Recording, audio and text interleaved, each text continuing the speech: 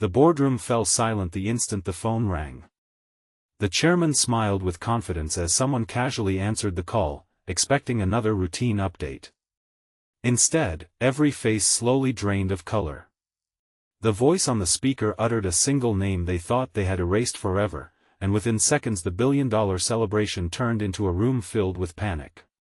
They had stolen one man's company, his shares, and even his identity, but they had forgotten one promise that could never be bought. Before we begin this unforgettable journey, if you believe kindness is stronger than revenge, forgiveness is more powerful than hate, and everyone deserves hope and a second chance, please take a moment to like this video, leave a comment, share it with someone you care about, and subscribe to our channel so our community can continue bringing you stories that inspire the heart. Graham Mercer had never dreamed of becoming wealthy. He simply wanted to build something meaningful while giving his 7-year-old daughter, Elsie, a life filled with security after losing her mother to a sudden illness. Every sunrise found him balancing two worlds that seemed impossible to combine. He packed school lunches before dawn, walked Elsie to school with a warm smile that hid his exhaustion, and spent every remaining hour inside a tiny rented office developing software that could help struggling hospitals predict equipment shortages before lives were placed at risk. The office was small enough that a single coffee maker heated the entire room during winter, yet Graham loved every cracked wall because each represented another step toward a future he believed they deserved. His closest partners were three ambitious executives who praised his brilliance every chance they had. Colton Reeves handled investors with polished confidence. Bryce Holloway spoke with contagious enthusiasm that convinced everyone success was guaranteed. Everett Sloan managed legal paperwork and constantly assured Graham that contracts were simply formalities. Graham trusted them completely because trust came naturally to a man who believed honesty created honest people.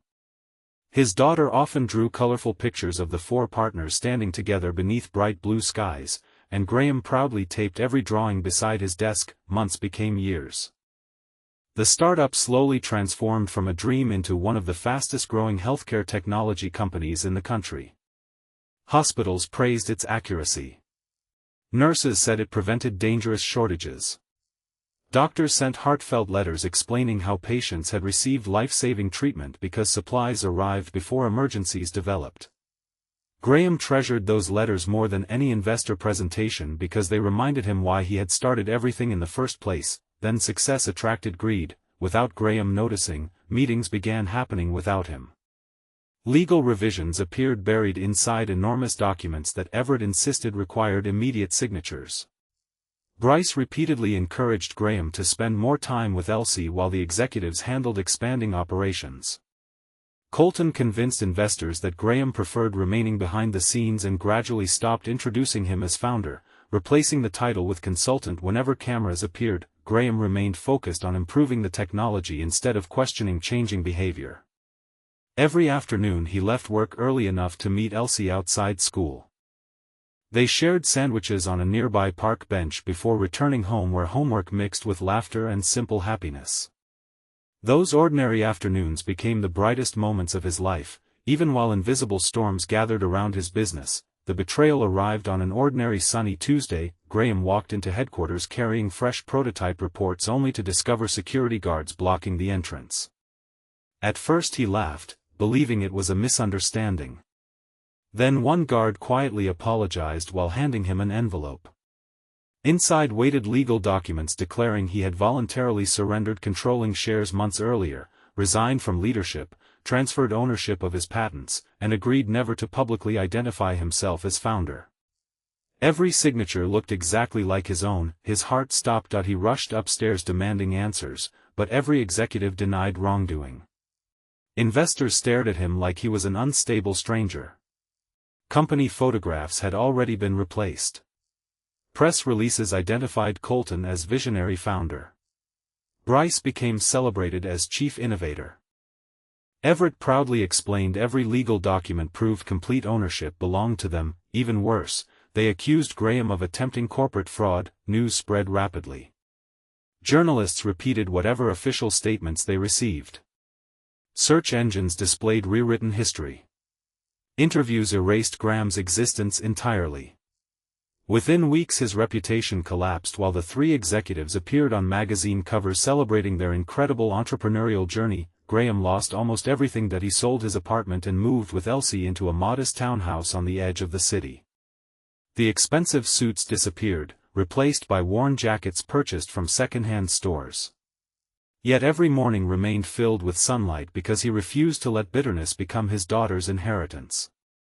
He found freelance programming work, repaired old computers for neighbors, and quietly volunteered at a local community center teaching children basic coding. Elsie never fully understood why strangers sometimes recognized the company logo on old notebooks and asked whether her father had once worked there.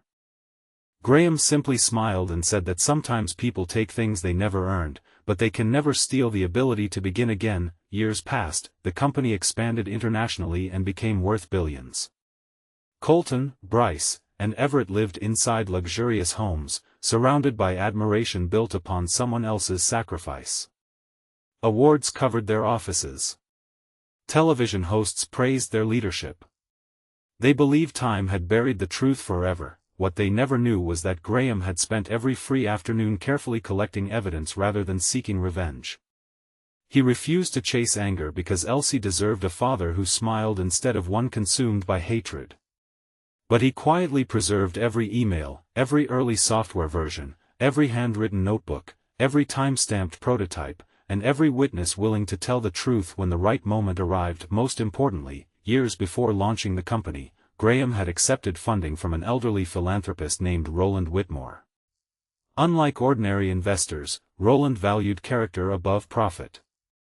Their original agreement contained an unusual protection clause stating that if fraud permanently removed the true founder through deception, Roland alone retained the authority to restore ownership through a protected trust that no later board could dissolve. Only Graham and Roland fully understood the significance of that forgotten clause. Roland passed away shortly afterward, leaving management of the trust to an independent foundation instructed to act only when overwhelming evidence proved intentional corporate theft. Graham never contacted them. He waited because truth required patience. Meanwhile, Elsie grew into a compassionate teenager whose kindness reflected everything her father had sacrificed to protect.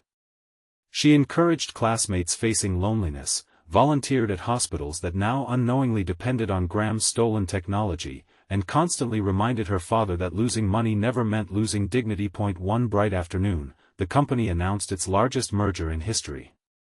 Every television station broadcast live coverage from headquarters.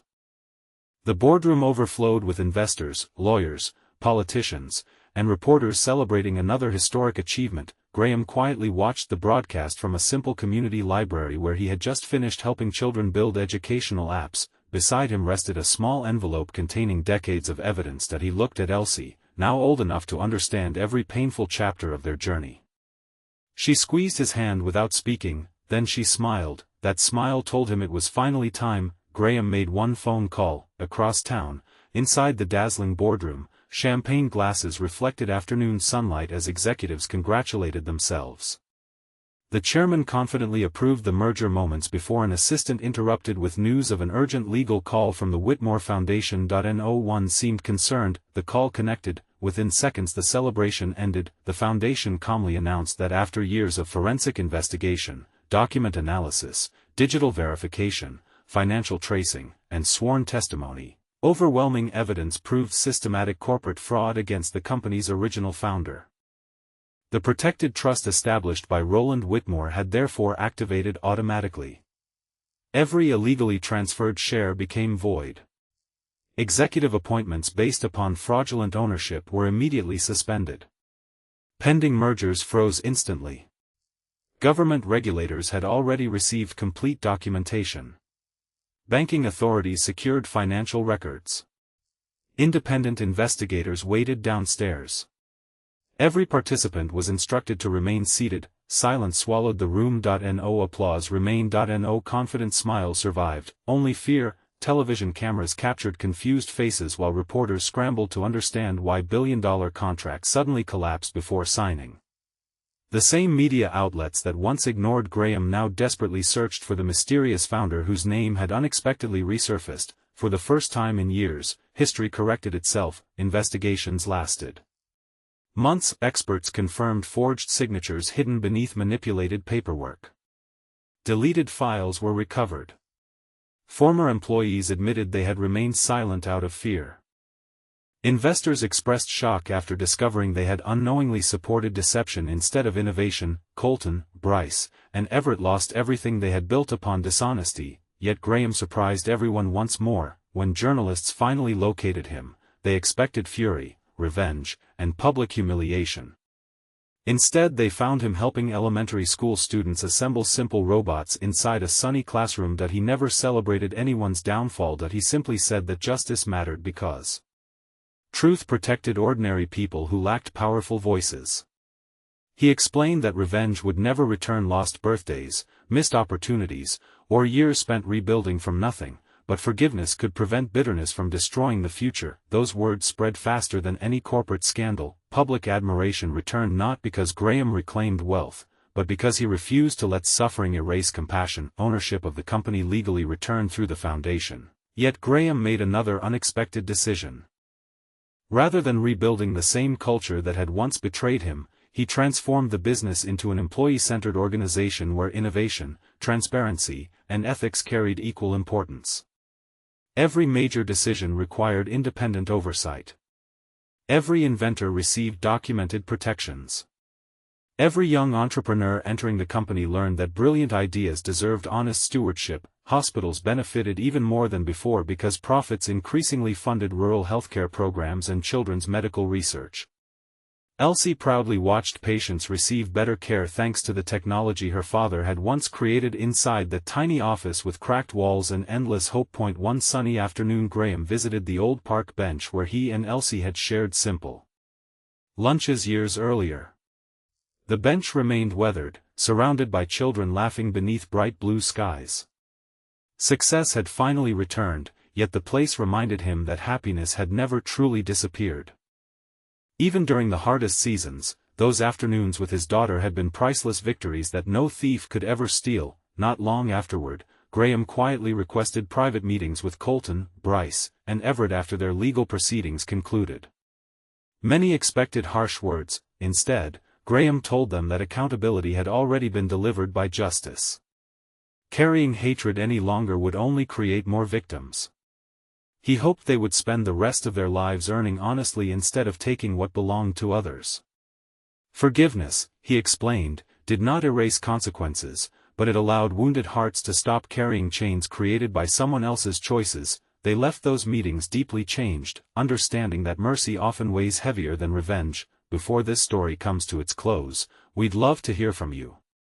Please leave a meaningful comment sharing what you believe is more important: protecting your integrity at any cost or forgiving those who have deeply wronged you after justice has been served.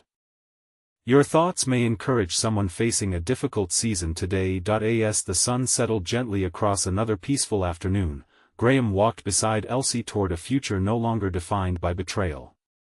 The company bore his rightful name again, but his greatest achievement was never recovering shares or wealth. It was raising a daughter who believed goodness could survive cruelty, honesty could outlast deception, and hope could endure even when the world tried to erase the truth. The people who stole his startup, his shares, and his name had discovered that documents could be forged, headlines could be manipulated, and history could be rewritten for a while, but character leaves fingerprints that time can never erase. One phone call froze a boardroom, but one compassionate heart transformed countless lives. Graham's greatest victory was not reclaiming what had been stolen. It was proving that kindness remained stronger than greed, truth always found its voice, and a single father who refused to surrender his humanity could inspire generations long after the headlines disappeared. If this story touched your heart, please like this video, leave a meaningful comment, share it with someone who needs hope today, and subscribe to our channel so you never miss another emotional journey. Thank you for being part of our community, where stories remind us that even after life's greatest betrayals, hope, forgiveness, and love can still write the final chapter.